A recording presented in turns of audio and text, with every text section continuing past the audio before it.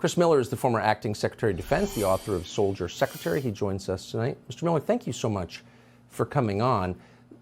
Forging an alliance between Russia and China seems like the end of American power in a lot of the world, and a massive new threat that dwarfs anything Putin has ever done in Ukraine. Why would they allow this to happen? Do they want this to happen? What's the thinking? Do you know? Tucker, first, I have to go there. Vivek just announced that he's going to run for president. Did I hear that right in the last segment? He did, yes. That's just amazing. So I'm literally second fiddle. But, you know, he basically gave, I thought, a great foreign policy laydown for where we should be going forward on this.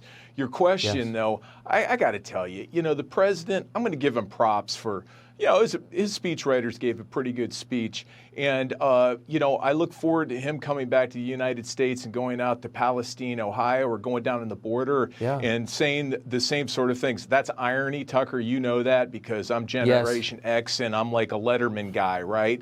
So my point simply is we spend $1 trillion a year on national defense. And my point from my book is, holy cow, that we have to look at this differently, and we need to bring that money home and spend it on things here in America to make America stronger. Your point about China and Russia is so valid. I'll be a little bit counterfactual on you, or a little bit iconoclastic. I think Chairman Xi and the Chinese Communist Party are laughing all the way to the bank right now as they play us again. Well, sure, but, you know, military and economic alliances are going to affect our economy. I mean, you got to think China's primary goal is to make money, right? I mean, it's a business/government.